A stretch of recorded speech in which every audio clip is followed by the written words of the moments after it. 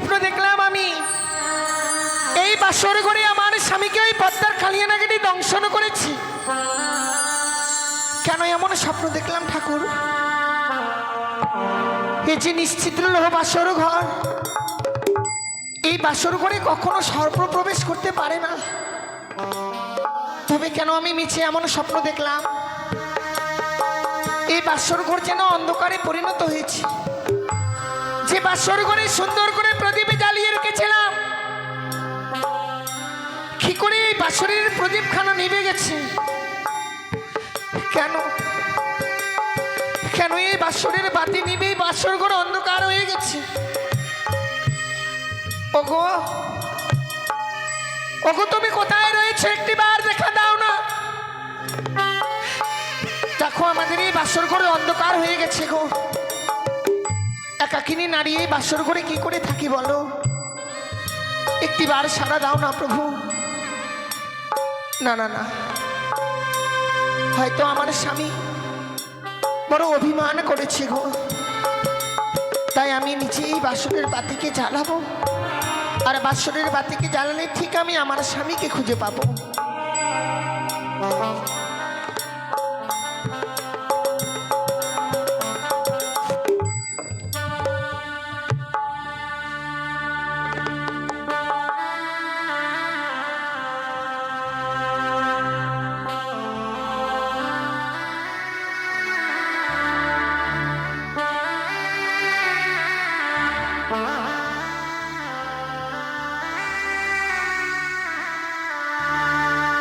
ওরে নিভিল বাসনের বাতি,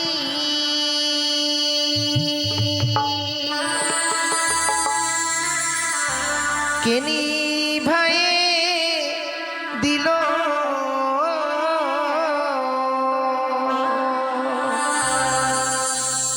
ওরে মানিক রতন বাতি আমার কে হরি বাতি জ্বলিয়া না জ্বলিছে গো।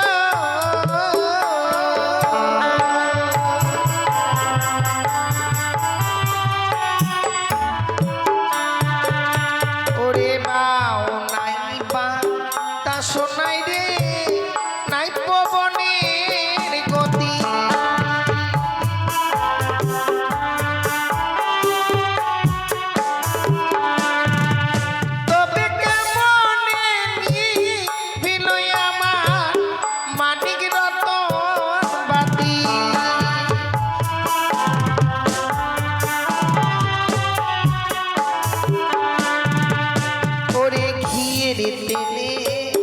ভরা বাতি জলে সারা রাতি,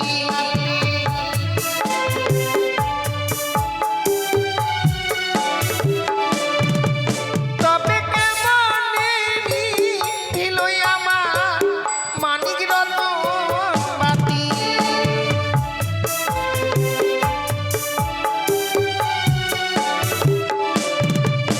ওরে এক বাড়ি যা লালবাতি তবু না জ্বলিত।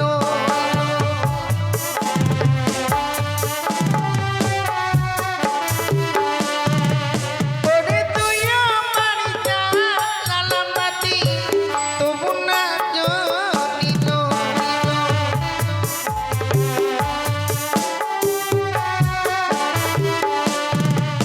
ওরে হাই রে আমার দারুণ বিধি ছিল।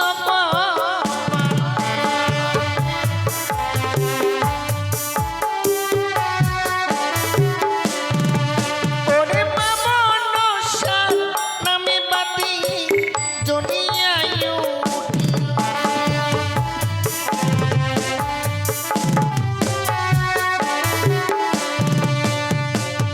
ও বাতি জ্বলিয়া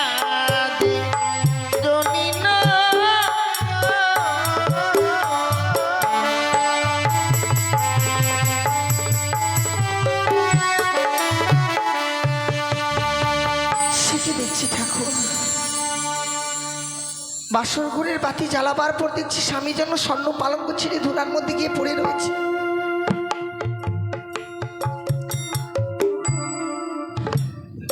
অভিমান করেছে তো,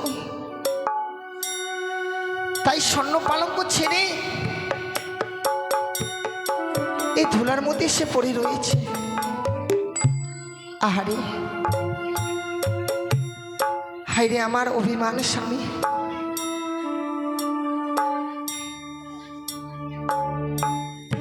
প্রভু,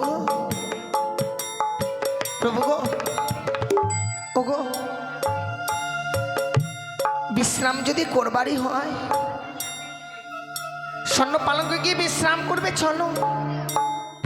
তুমি জানো না বাবা মা আমাদের জন্য কত সুন্দর করে স্বর্ণ পালঙ্ক তৈরি করে রেখেছে, সেখানে গিয়ে বিশ্রাম করবে, চলো।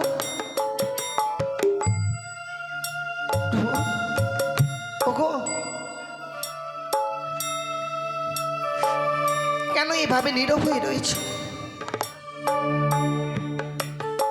তুমি যদি এভাবে নীরব হয়ে থাকবে, আমি আমার মনের কথা কার কাছে প্রকাশ করে বলবো বলো? তুমি ছাড়া তো আমার জীবনে আর কেউ নেই গো। তোমার কারণেই তো আমি বাবা মাকে পরিত্যাগ করে এসেছি। যে বাবা মায়ের কাছে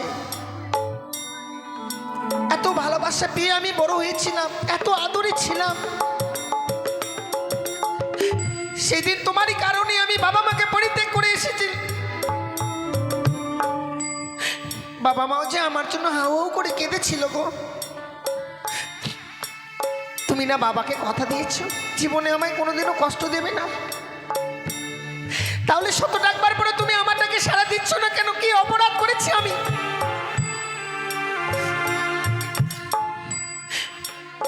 এত অভিমান তোমার, শত ডাকবার পরেও একটিবার আমারটাকে তুমি সাড়া দিচ্ছ না, কি অপরাধ করলাম আমি?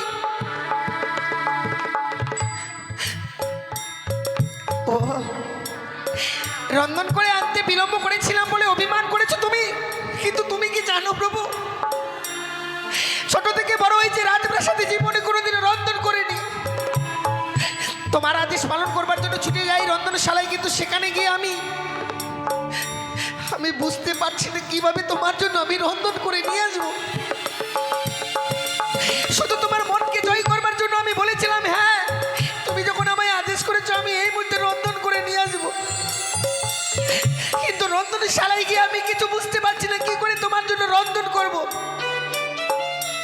তুমি যে বলেছিলে তুমি ক্ষুধার্ত রয়েছো, তাই ওই রন্ধন করে আনতে আমার অনেক বিলম্ব হয়ে গেছিল। জানো স্বামী, রন্ধন করে যদিও বা এনেছি, এসে দেখছি তুমি বিশ্রাম করতে এসেছিলে, এসে ঘুমিয়ে পড়েছো। কথায় কি বলে জানো, কাঁচা ঘুমের স্বামীকে জাগিয়ে দিলে নাকি স্বামীর আয়ু কমে যায়। পারিনি আমি প্রাণের বয়ে তোমায় জাগাতে।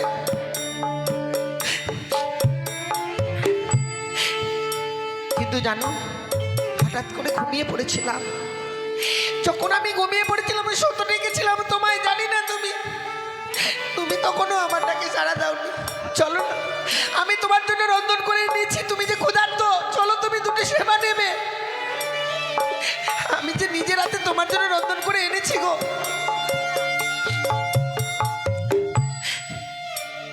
আমি বুঝতে পেরেছি তুমি আমার ডাকে সাড়া দেবে না।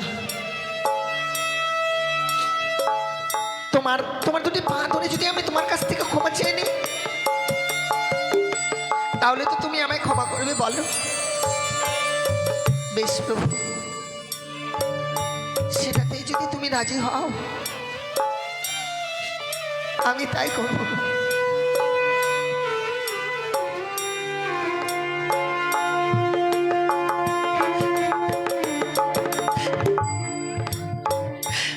দেখো না, আমি তো তোমার চরণ তুলে পড়ে রয়েছি, শুধু তুমি একটিবার আমায় ক্ষমা করে দাও প্রভু। বার সে কি? ওগো, কি হয়েছে তোমার? কেন তোমার বাড়ি করে স্টকুলে রক্তের তারা হয়ে যাচ্ছে? কেন কেন এত রক্ত? কি হয়েছে তোমার? প্রভু, এভাবে নীরব হয়ে আর থেকো না, তুমি কথা বলো। কেন তোমার পা দিয়ে রক্ত বয়ে যাচ্ছে? কি হয়েছে বলো না, কে আঘাত করেছে তোমার? প্রভু, তুমি সারা দাও। আর কত নীরব হয়ে থাকবে? এই দক্ষিণে কি কষ্ট দিও, কি তুমি শান্তি পাচ্ছ না? একটিবারে কথা বলো, কি হয়েছে বলো না গো? আমার পা দিয়ে কেন রক্তের ধারা বয়ে যায়? ওগো, তো তবে যে আমি স্বপ্ন দেখেছি, তুমি কি সত্যি তোমায় সর্পে দংশন করেছি? ওগো, সত্যি কি তোমায় সর্পে দংশন করেছি? একটিবার বলো না, একটিবার বলো।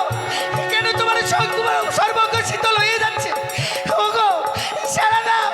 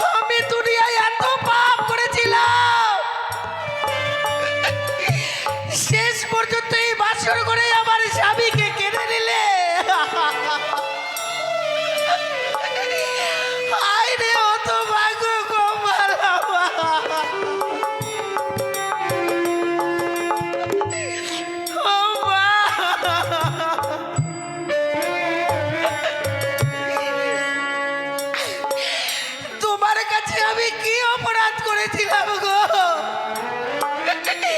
হে বিধি,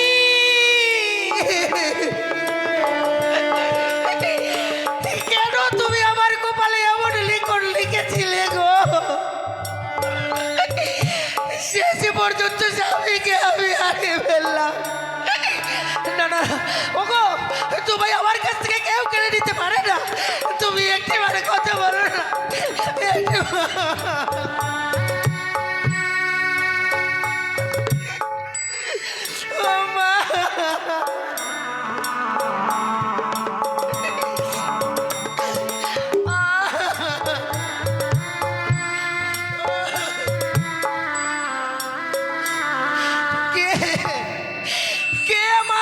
সীমন্তের সিঁদুর কেড়ে নিল ডাকো। আমি কার এত বড় ক্ষতি করেছিলাম গো, যে এই বাসর করে আমার সীমন্তের সিঁদুর কেড়ে নিল? আমি কার ক্ষতি করেছিলাম? ওই আমার স্মৃতির সিঁদুর কে বা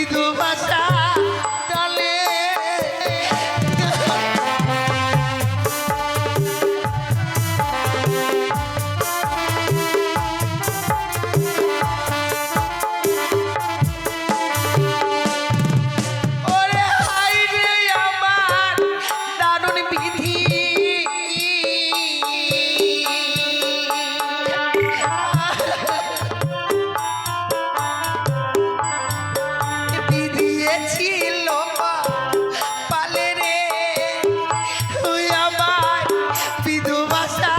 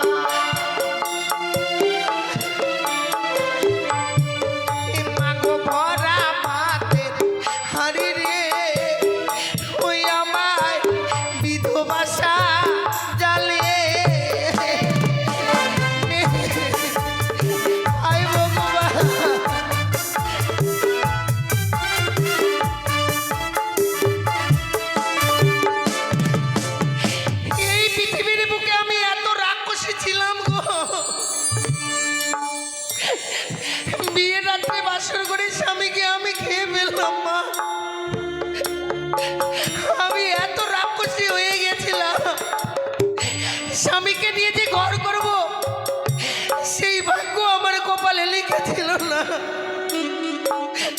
এই স্বামী আর নারীর ব্যথা আমি কাকে বোঝাবো ঠাকুর?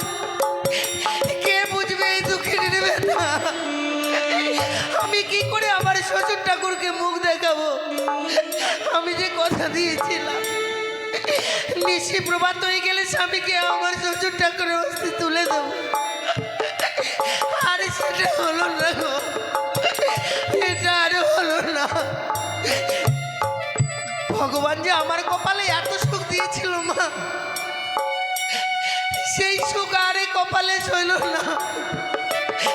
আমার স্বামী আর বেঁচে নেই মা, আমার স্বামী মরে গেছে গো।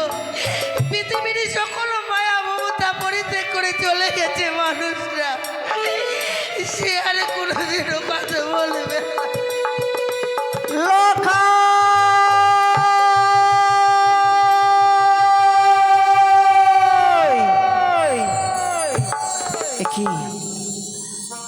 আমি কি স্বপ্ন দেখলাম? আমি যখন আমার সে